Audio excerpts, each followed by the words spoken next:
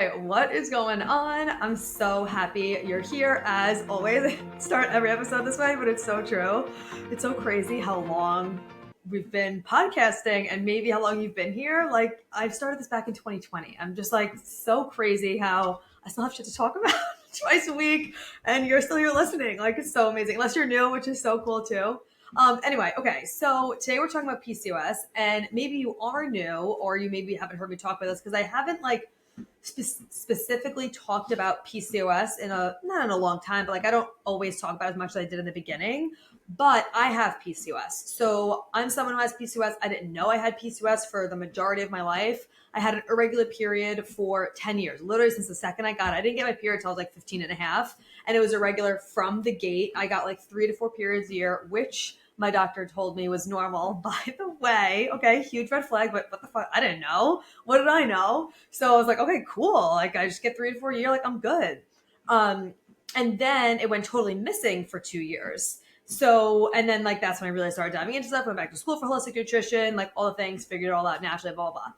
But I had no idea that I had PCOS because I was misdiagnosed without it for a while. Because number one, I'm not like overweight. That wasn't something that was an issue for me with my PCOS. It's called lean PCOS, which is not as common, but there are many people that do have it. I'm being one of them. And the way that you get diagnosed with PCOS is not what we're really diving into, but just going to go with this really quick, but is you have to have 2 out of 3 criteria. So there's 3 different criteria because it's a metabolic disorder. It is a syndrome. So they go by symptoms and out of criteria. So you have to have 2 out of 3 criteria. One of the criteria is high testosterone or DHEA, so high androgens on blood test, which I had. You have to have right, like 2 out of these 3. And ovulatory cycles, so where you're not regularly ovulating. I also had that.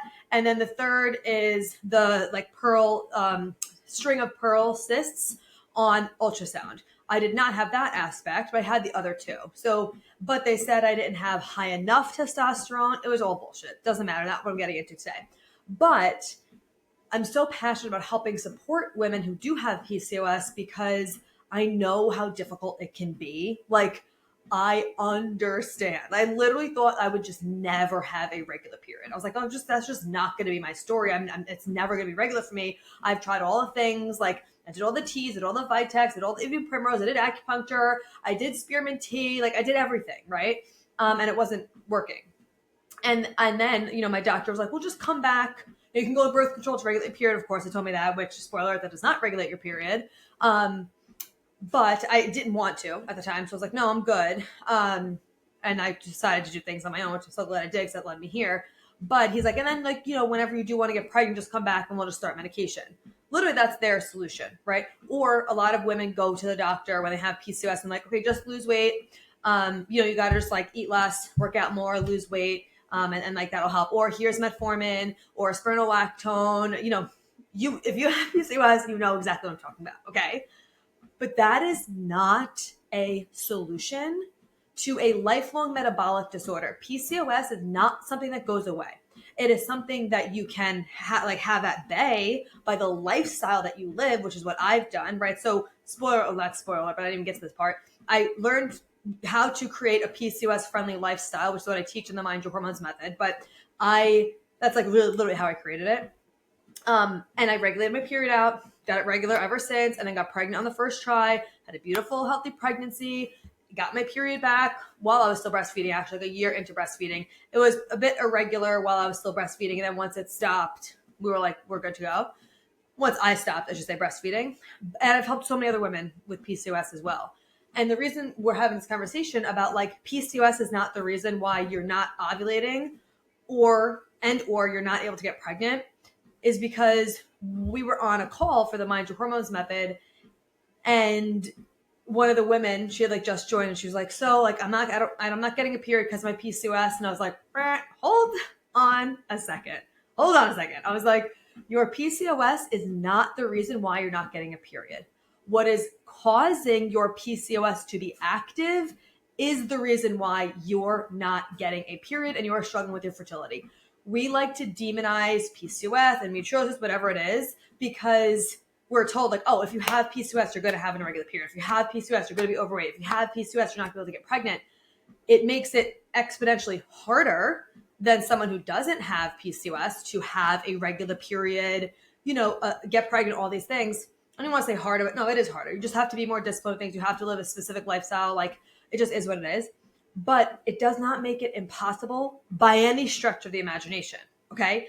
And it is not just because you have PCOS. It's because you were never taught how to live a lifestyle that actually supports your PCOS and doesn't make it so active where it's exacerbating all your symptoms, right? There is a way, I'm living, breathing proof of this, so are my clients. There is a way to live with PCOS and not have an irregular period, not be able to like have trouble maintaining healthy weight, not have to literally have to like shave your face all the time from excess facial hair. Like, these things are possible when you do have PCOS. So instead of demonizing PCOS if you do have it, what we need to do is actually look at, okay, what is causing my PCOS to be active?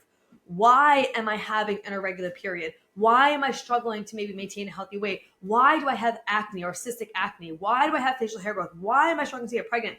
That's what you need to look at. There are three main drivers to PCOS: insulin resistance, inflammation, and nutrient deficiencies. Those are the three areas you need to be looking at if you have PCOS and to be really focusing on if you want to make a change in your cycle, in your fertility, in all of it. Okay. Which is why the stuff that you maybe are trying is not working.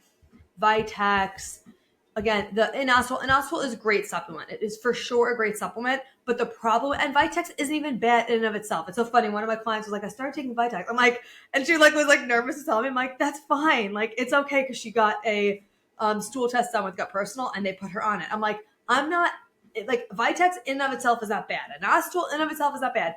The problem is that people will take these things without also, or first, I should say, making strategic changes in their diet and lifestyle to actually heal the root cause of the problem, so that then when you do take the Vitex or the inositol, it actually works, because those are supplemental. Those are not healing nutrient deficiencies. Those are not inherently reducing your inflammation. Like, those are extra things, right? The Vitex, the Primrose, the inositol, those are things that are only going to help if they are being taken and they are inside an already healed and supportive environment.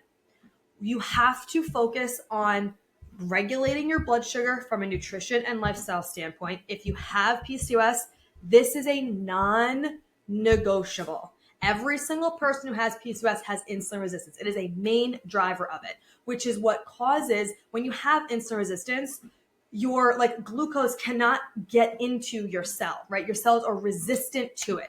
So it goes floating around in the body, causing your ovaries to produce more testosterone, which is where the excess acne and the facial hair growth is coming from. It affects your ovaries not actually regularly to regularly ovulate. And it also is the reason for your inability to maintain a healthy weight or lose weight.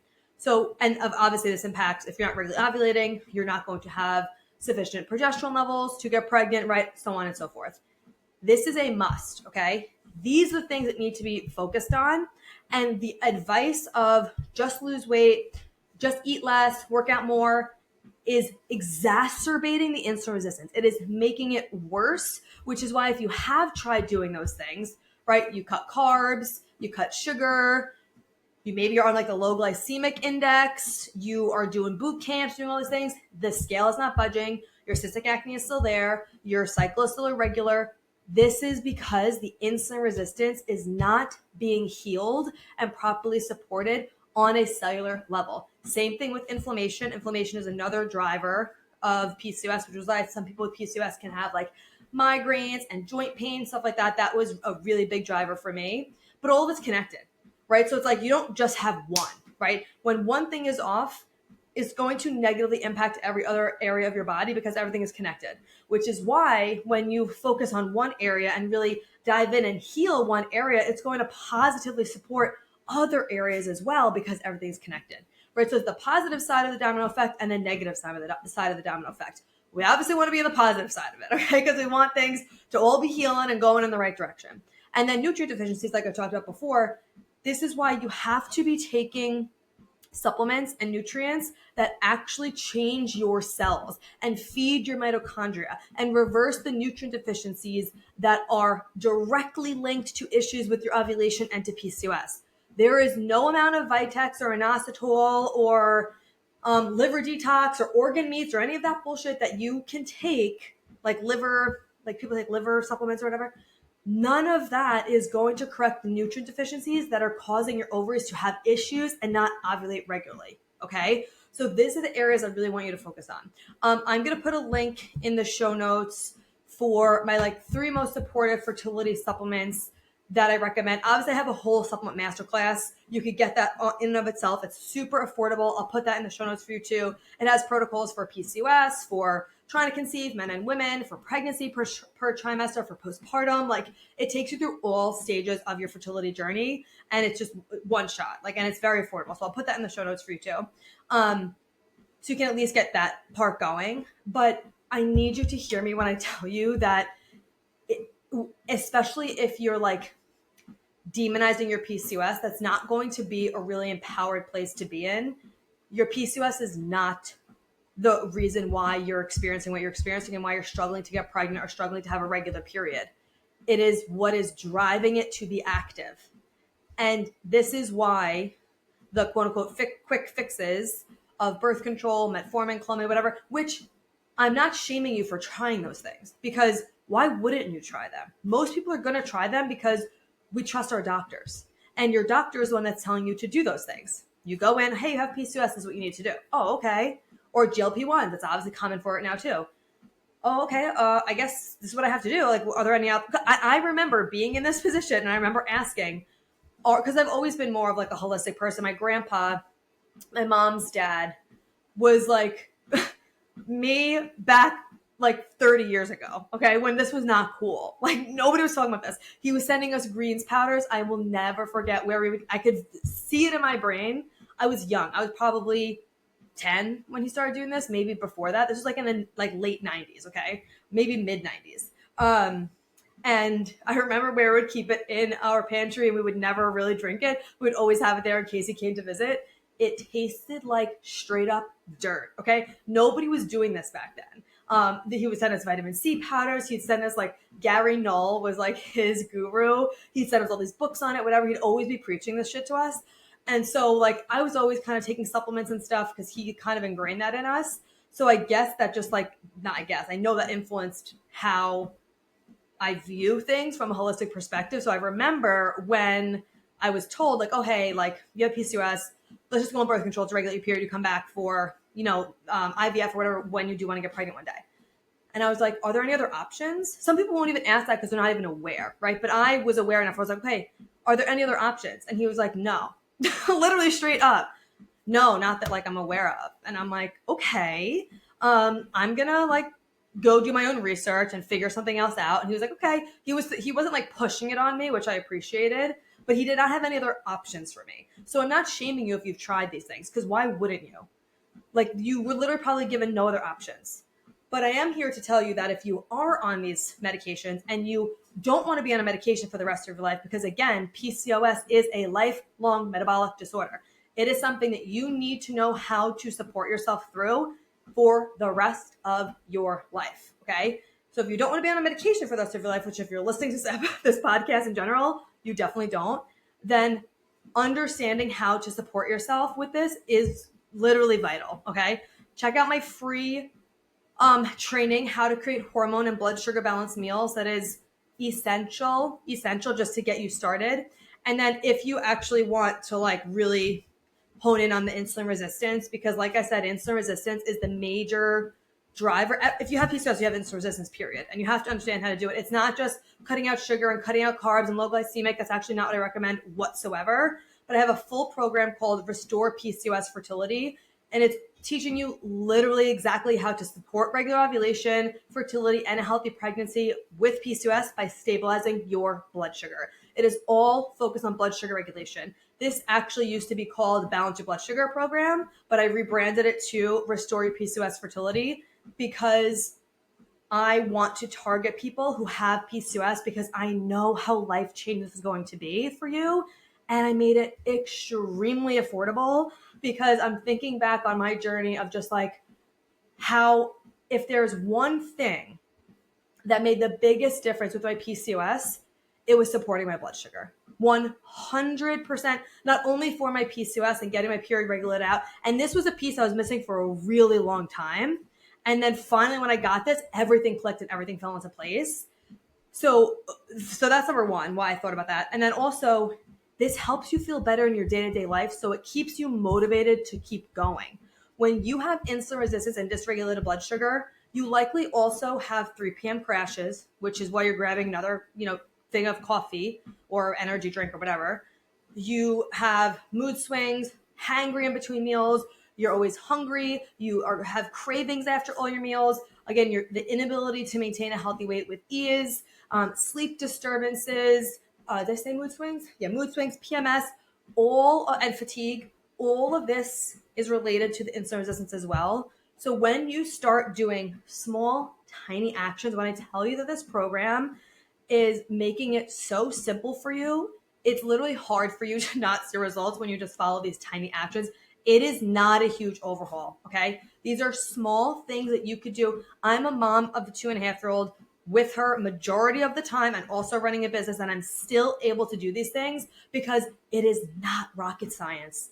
It's simple shit that you could do every single day that is going to make you have more energy, more mentally clear, less brain fog.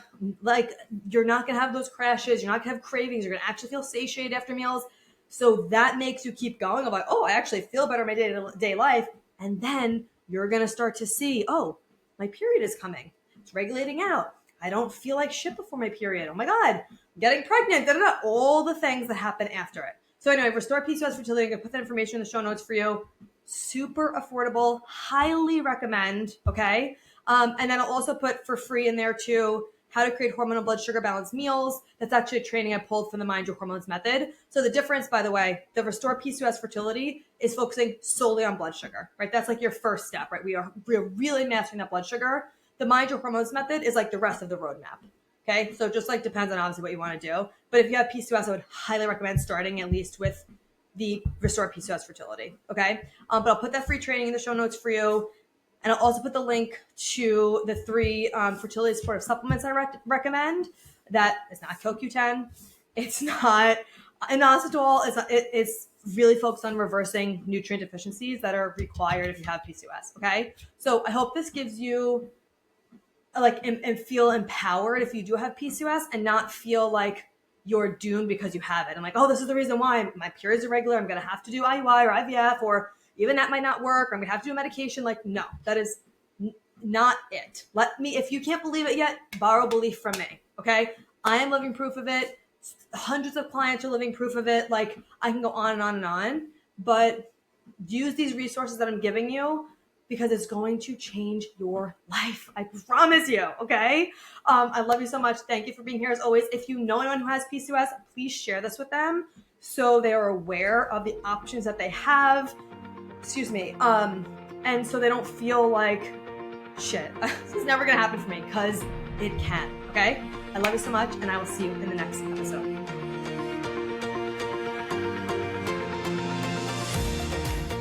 Thank you so much for being here. If you loved this episode and learned something valuable, please share it with a friend who you think would also love it, or post it on social media and tag me so I could personally say thank you for helping me spread this important message. I am beyond grateful to be here with you. So until next time, stay intentional, stay consistent, and always mind your hormones.